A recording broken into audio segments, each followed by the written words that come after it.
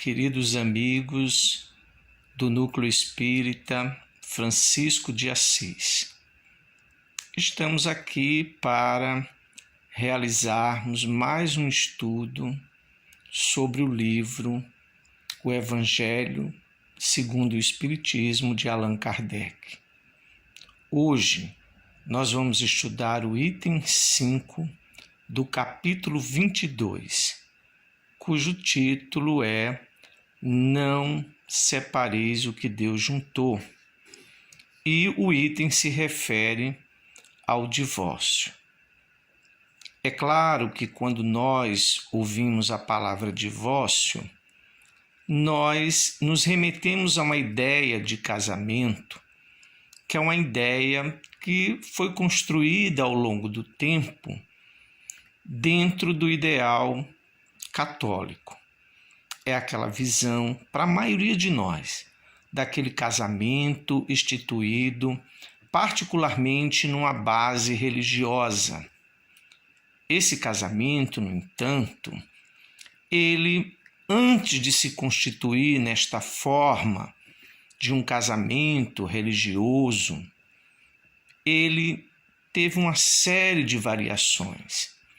E é preciso que a gente compreenda isso, porque o divórcio, dentro da instituição casamento, ele resulta de uma compreensão que o homem, pouco a pouco, foi tendo a respeito da forma como se estrutura o casamento, dos objetivos que se tem ao constituir um casamento e da necessidade de se repensar essas relações, porque tudo passa por transformações, tudo passa por revoluções e o homem precisa aprender a lidar com essas mudanças.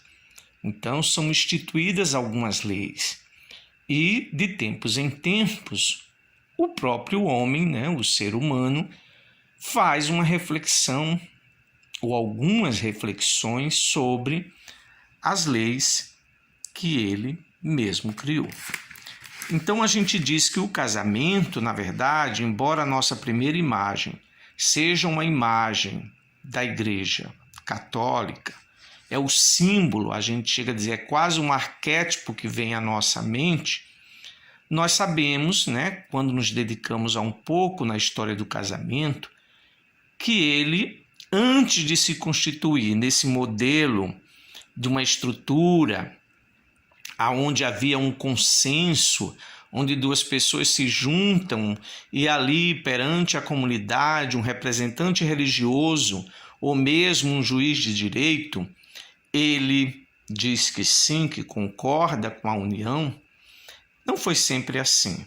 Na verdade, essa ideia de casamento consensual, ele passa a fazer parte da nossa tradição em 1140, com o decreto de Graciano, que é uma obra extensa que trata sobre o direito canônico, estabelecendo regras de conduta e normatizando os costumes da Igreja Católica.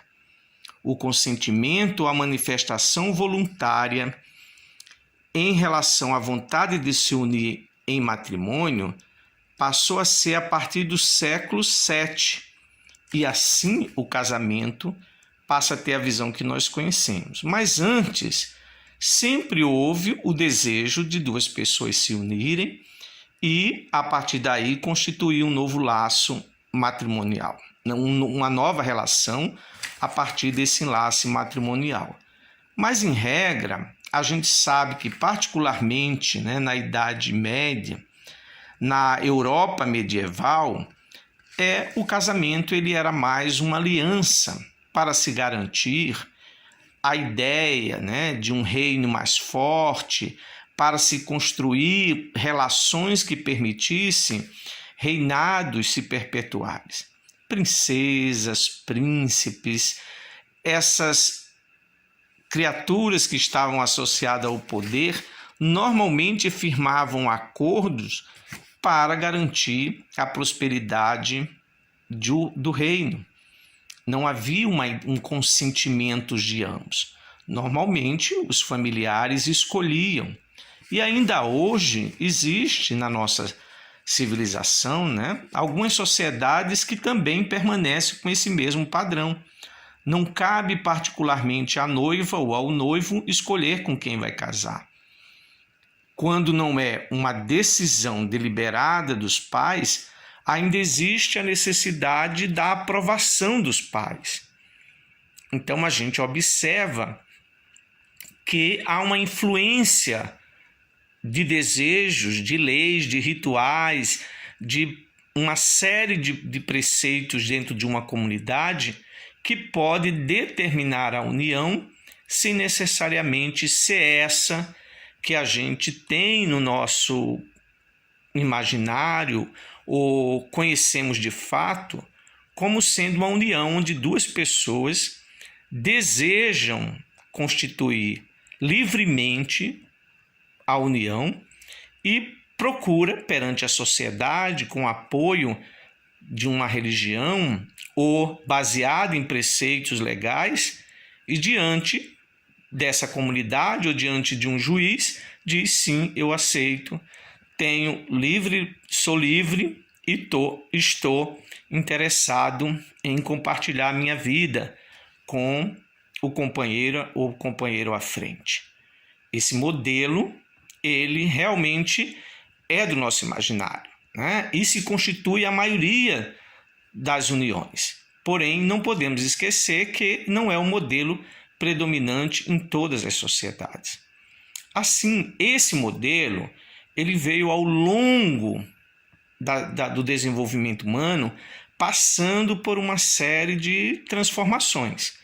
Cabia, né, ao homem a preocupação de lidar com essa instituição.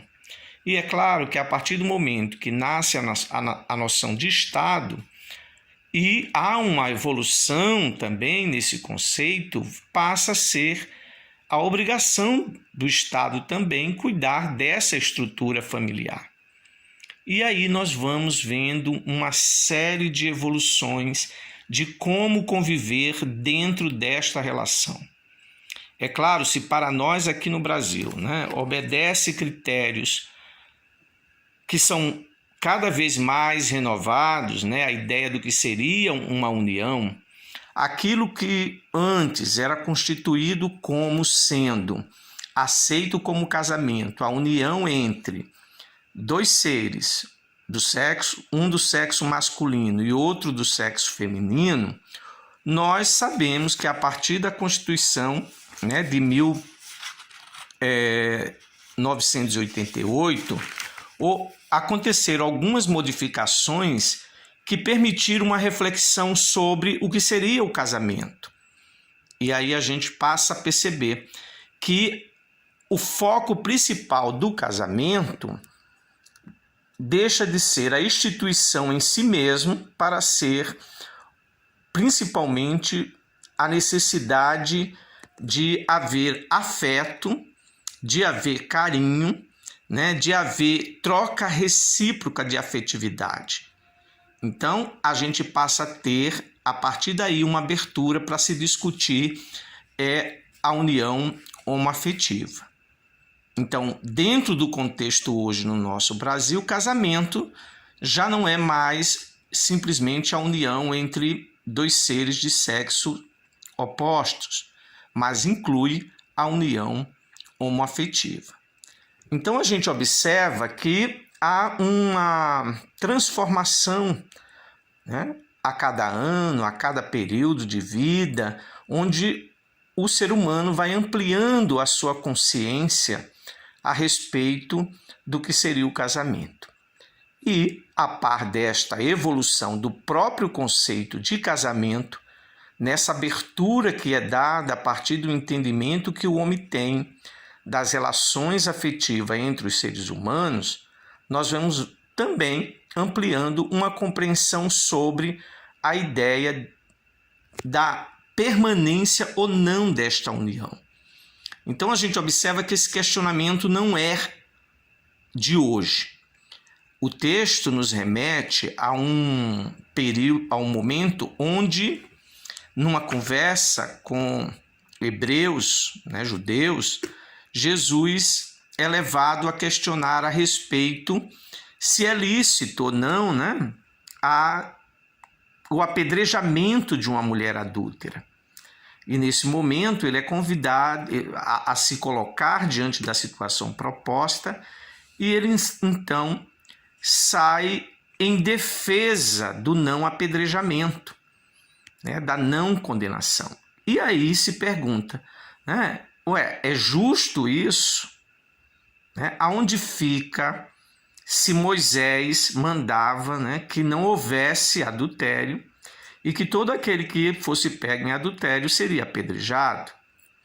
Então Jesus diz que esta lei que impedia a dissolução do casamento, ou se Moisés em algum momento tinha dado ao homem o direito de despedir a sua mulher, e nesse caso por adultério, ela existia por conta da dureza do coração dos homens.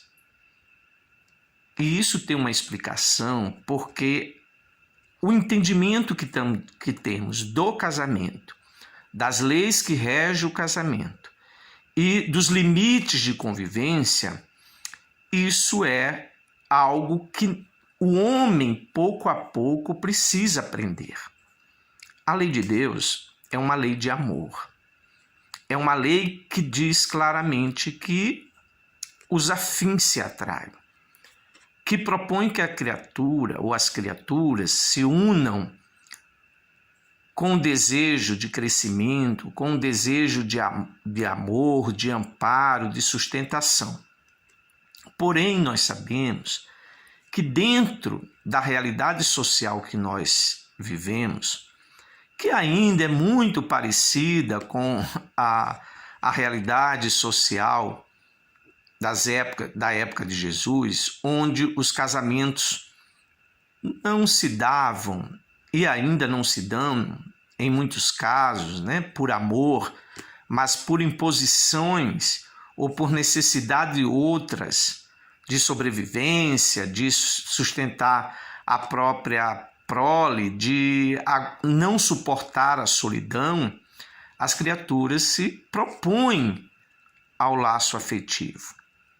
Só que a vida a dois, ela exige muito mais do que uma simples necessidade de sobrevivência.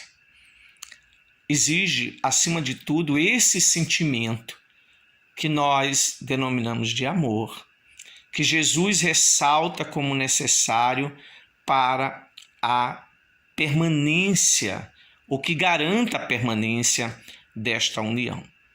Então, quando nós vamos ler no texto, que é o capítulo 5 do Evangelho segundo o Espiritismo, e diz que a indissolubilidade do casamento, ela não é uma lei divina, que ela é discutível, porque aquilo que não for ligado pelo amor, ele tende a se desintegrar. A lei de Deus é uma lei de amor. Então, quando existe o vínculo do amor, não há necessidade de se repensar na separação, no divórcio ou qualquer outro nome que tenha dado. A proposta é que as criaturas pudessem se unir com um propósito superior. Em determinado momento, para algumas pessoas, o propósito superior é a própria manutenção da sua vida. Em outros momentos, o propósito superior já foi considerado o bem-estar do reino. Uma princesa, quando ia casar ou aceitava um casamento, a proposta que lhe oferecia era por amor ao seu reino, por amor ao seu pai, por amor à sua família. Era uma compreensão que se tinha do amor, o amor mais próximo, aquela ideia de que eu faço esse sacrifício por amor. Eu abro mão do meu desejo, eu abro mão do meu livre-arbítrio por amor. A minha família, à minha sobrevivência, ao Estado, mas a questão era a ideia pautada no amor, este amor-sacrifício. E a gente também compreende que muitas relações permaneceram inalteráveis no sentido de manter o que era legal, porque algumas mulheres ou alguns homens se submetiam às situações por amor à prole, por amor aos filhos, por amor àqueles seres que estavam ali precisando de afeto, de amor e de carinho.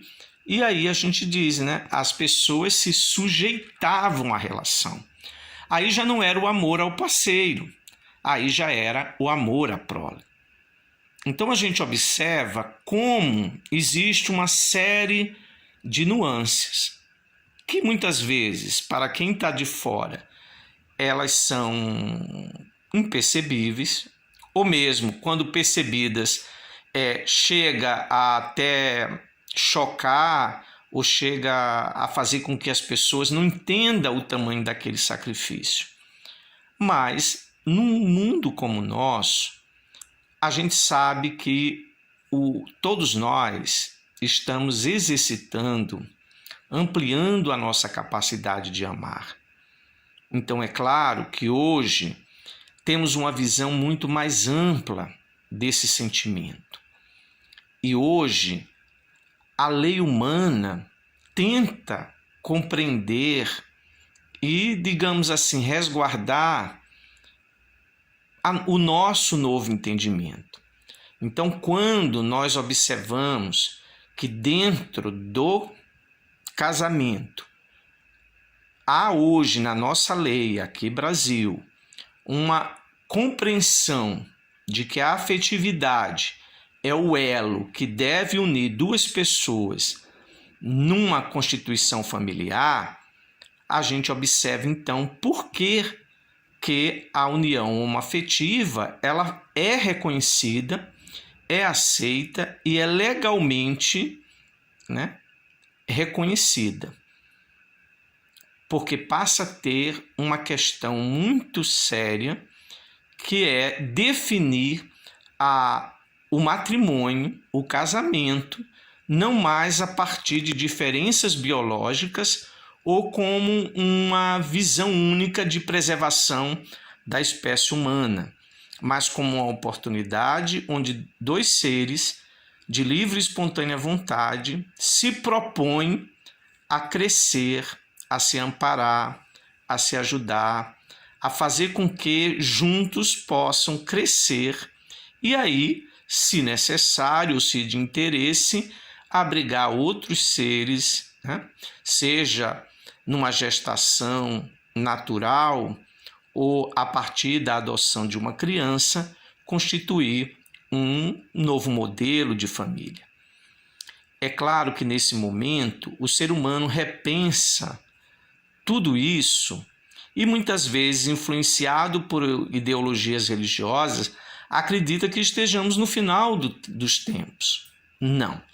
A família vem sim passando por uma série de transformações, mas o modelo em que Jesus se refere no texto dizendo que no princípio as pessoas deveriam se unir por amor, ou as pessoas se uniam por amor, propõe que o que deve se manter em nós é a ideia de que o casamento deve se constituir numa união baseada no amor para que ele possa durar o tempo que estivermos reencarnados. Então, essa união ela não seria dissolvida ou não será dissolvida se os casais, né, sejam eles homossexuais ou heterossexuais, se unam por amor. Porque este é o elo que sobrevive a todas as tormentas, todas as adaptações e transformações que o núcleo familiar viverá. Então, se houver amor, toda a questão referente às separações, os divórcios, serão consideradas desnecessárias para este casal.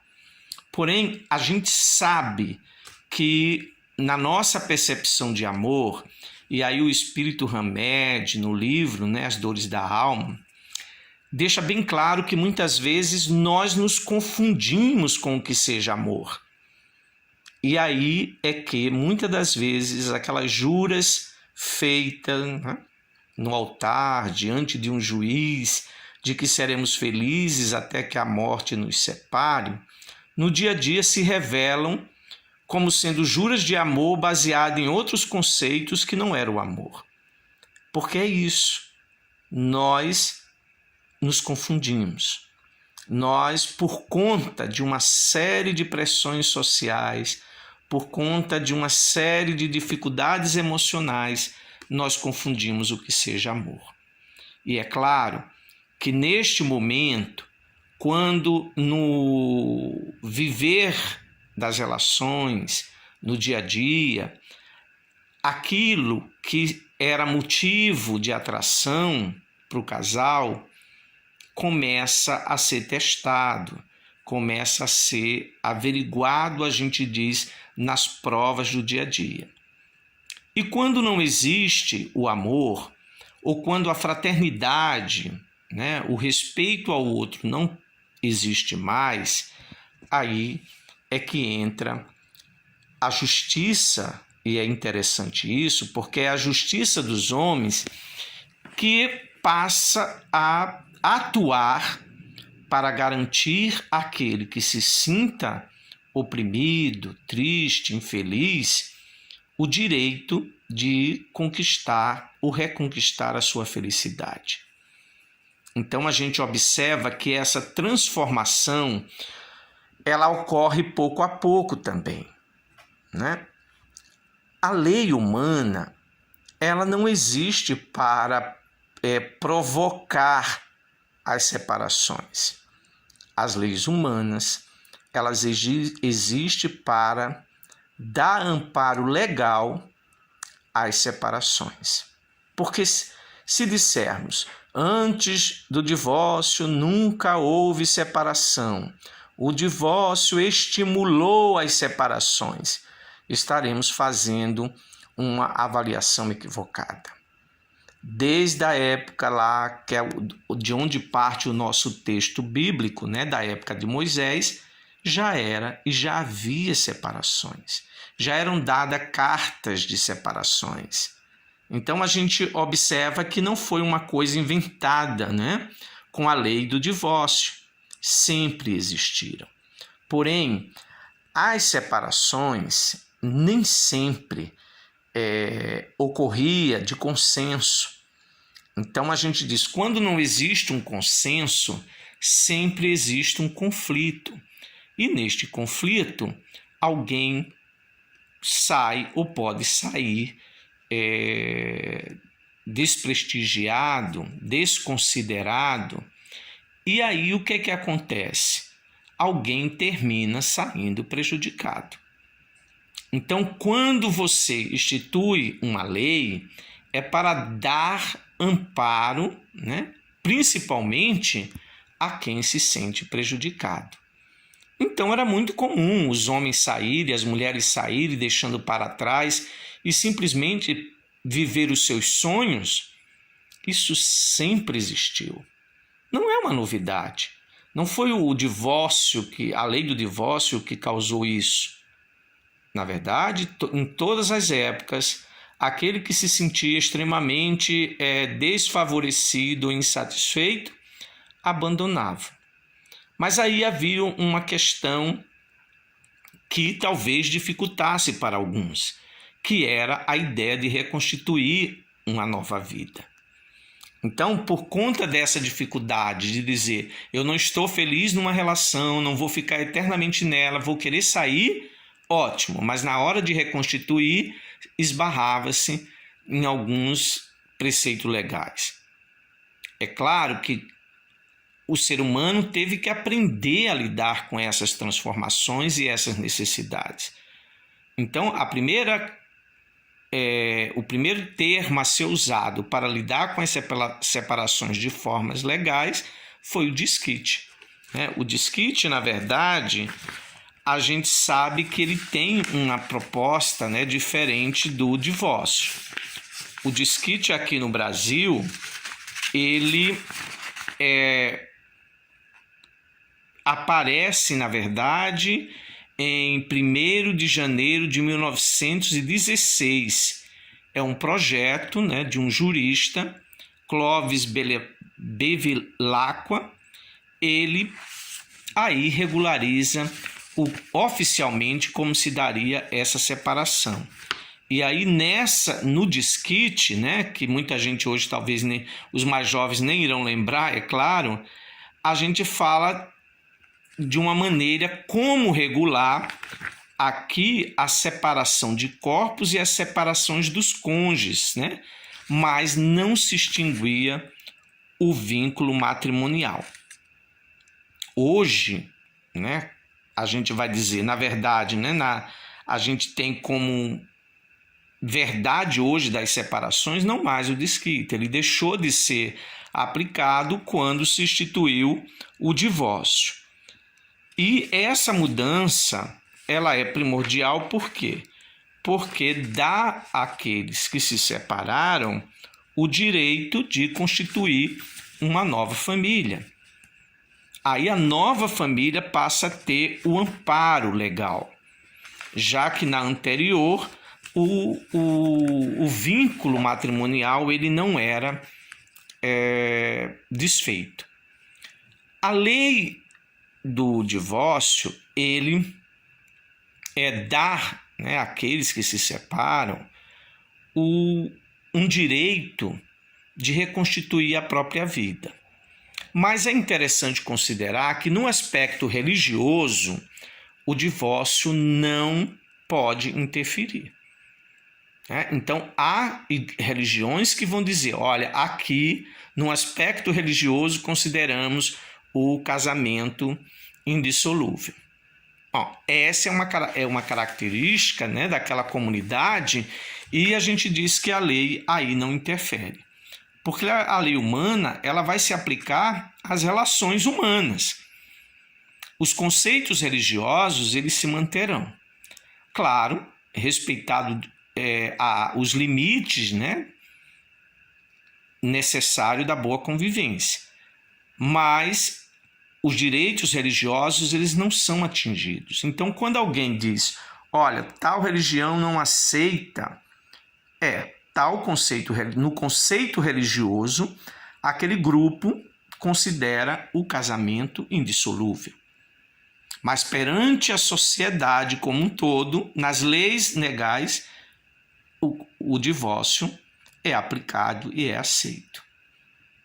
É claro que dessa diferença, a gente vai observar que, por conta dessa diferença, nós vamos observar sempre um conflito entre a lei e a religião, né? E porque num estado onde há uma interferência religiosa muito forte, há sempre uma discussão, há sempre um atrito em relação ao termo divórcio. E a gente observa que hoje se aplica, né, as mesmas leis que se aplicam ao casamento heterossexual se aplica ao casamento homoafetivo. As leis são as mesmas. Então nós vamos considerar que todo esse processo se constitui num amadurecimento, né, do entendimento humano sobre as relações afetivas dentro daquilo que chamamos matrimônio. É claro que precisa se fazer uma ressalva. O divórcio, a lei do divórcio não obrigou a ninguém a se separar.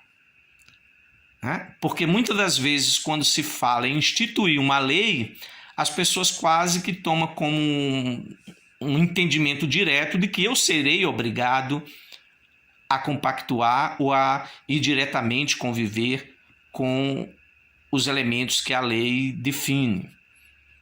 Então eu preciso entender, o divórcio não obriga ninguém a se divorciar. O divórcio reconhece o direito daquele que se sente infeliz, injustiçado, prejudicado de sair da relação com os direitos adquiridos, com a condição de poder reconstruir o seu campo afetivo, o seu campo emocional, né, sem estar preso àqueles elos do relacionamento anterior. É claro que esse entendimento ele ainda é muito difícil para todos nós, até porque muitos companheiros ou companheiras tentam sair das suas relações afetivas, embora haja o amparo da lei para isso, mas em virtude do companheiro ou da companheira não aceitar, termina se cometendo um homicídio. A gente observa que tirar a vida de um companheiro ou de uma companheira que requer o direito de reconstituir vida é a não aceitação do entendimento que se tem da lei humana que temos hoje, né? Já da lei que a gente diz do consenso humano, de que o outro é livre para reconstituir a sua vida quando não se sente feliz, e é a essência do amor egoísta, que se você não será feliz comigo, não será feliz com ninguém.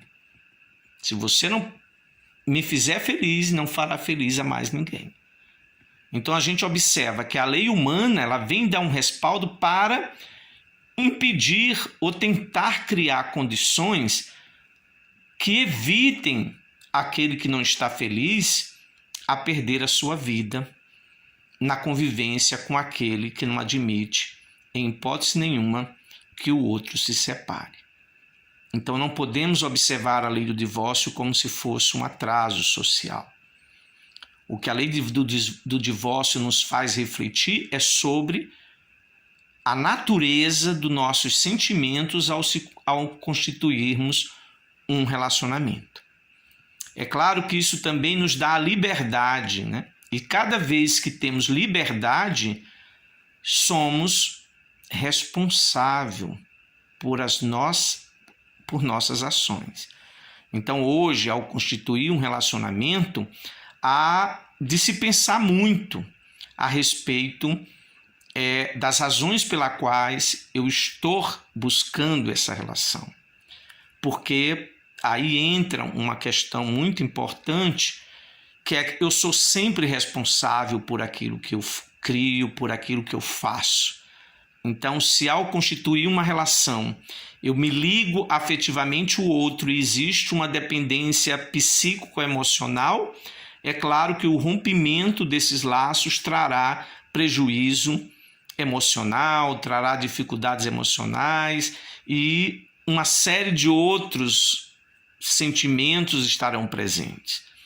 E aí eu digo que se eu, dentro de um início de relacionamento, ou quando eu me proponho a me unir com alguém pelos laços do matrimônio, eu não repense ou não reveja realmente quais os meus sentimentos para que eu não lese emocionalmente o outro.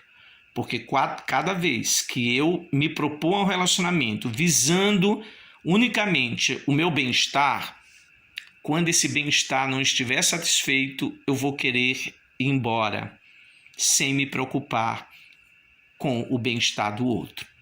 E é claro que todas as vezes que eu leso alguém afetivamente, eu sei que eu assumo responsabilidade ou a corresponsabilidade pelas lesões emocionais que as minhas atitudes gerarão no outro. Então, a oportunidade de se repensar o casamento não é quanto criar condições para que ele não sejam reconhecido como algo que possa ser desfeito. Porque o que não estiver unido pelo amor será rompido. Porque a vida a dois exige muita compreensão, muita tolerância, muita paciência. E isso só é possível, isso só surge, né, no dia a dia quando a gente realmente se dispõe a amar o outro. Então, todas as relações que são baseadas em interesses materiais, interesses mediatistas, status, seja lá o que for, ela passa pela peneira das experiências diárias, aonde só o amor é capaz de diluir todas os atritos do dia a dia, né? E aí a gente diz, sem o amor fica difícil. E aí seria impossível querer escravizar uma pessoa a outra, manter esses laços sem que haja amor. E aí a lei humana, no entendimento, favorece a nós essa oportunidade, né, de reestruturar as relações afetivas. E é claro que a lei do divórcio, ela se preocupa com as questões legais, sociais, monetária, os direitos de cada um. Essa é a lei humana. Agora, a nossa responsabilidade é repensar sobre qual é a minha postura dentro desse contexto novo.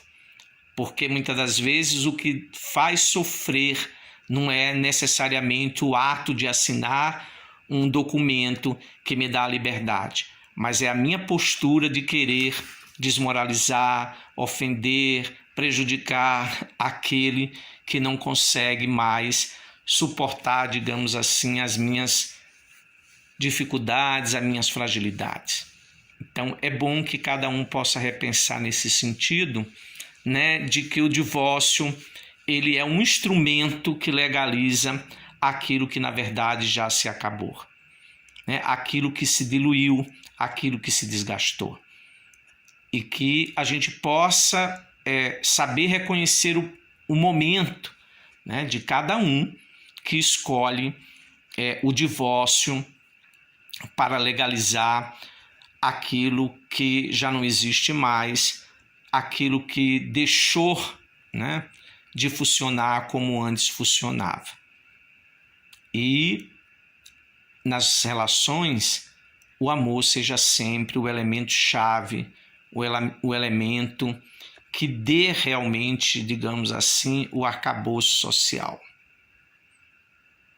Então, que Deus nos abençoe, que Deus nos sustente e que possamos sempre crescer em entendimento, porque a partir do momento que temos um entendimento, né, que ampliamos a nossa capacidade de compreensão, saberemos usar, digamos, com equilíbrio, com justiça, com harmonia, aqueles instrumentos da lei humana que resulta do nosso avanço, né, na compreensão, que mostra que estamos sendo capazes de nos adaptarmos às novas realidades sociais. Então, que haja muita paz, que Deus nos abençoe e a todos os amigos tenham um ótimo momento de descanso e que fiquem todos em paz. Meu agradecimento a todos da casa pelo convite e que estejamos reunidos numa próxima vez. Paz para todos.